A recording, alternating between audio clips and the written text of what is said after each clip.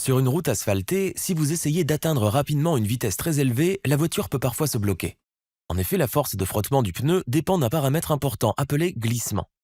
Nous allons en apprendre plus sur ce sujet intéressant de manière détaillée. Voici un pneu qui roule parfaitement. Dans un état de roulement parfait, la distance parcourue par la roue sera égale au périmètre de la roue. Dans ce cas, le contact entre la route et le pneu prendra la forme d'une ligne. Dans un cas de roulement parfait, le mouvement relatif entre la route et le pneu est nul, et évidemment le glissement est également nul. L'exact opposé de ce cas est un cas de glissement parfait, ou glissement à 100%.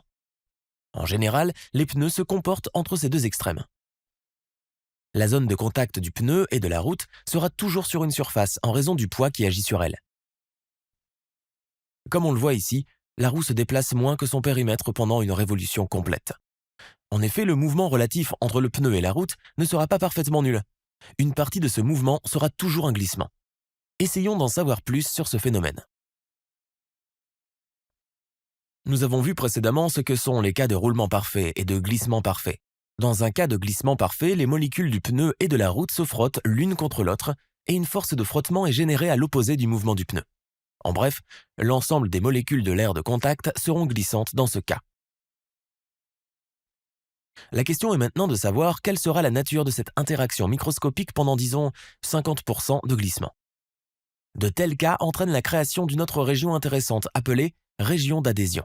Dans une région d'adhésion, les molécules de la surface du pneu et de la route forment des liaisons de surface.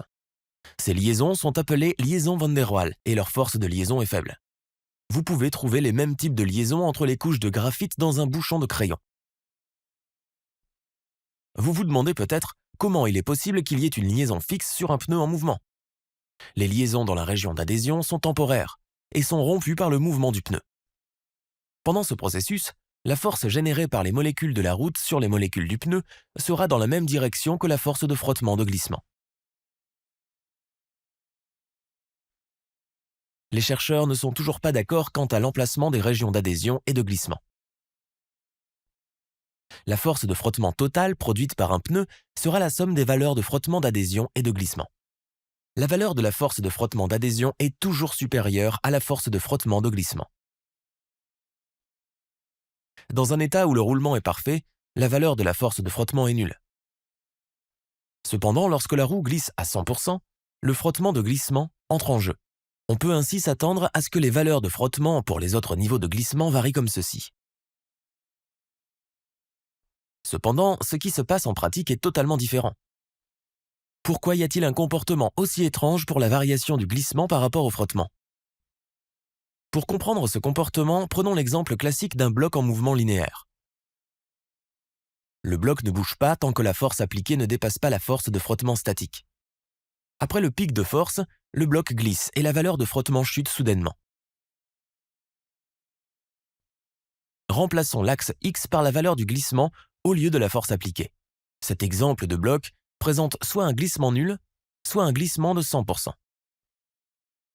Comme un pneu qui roule parfaitement n'a aucun mouvement relatif avec la route, ce cas est équivalent à un bloc non mobile.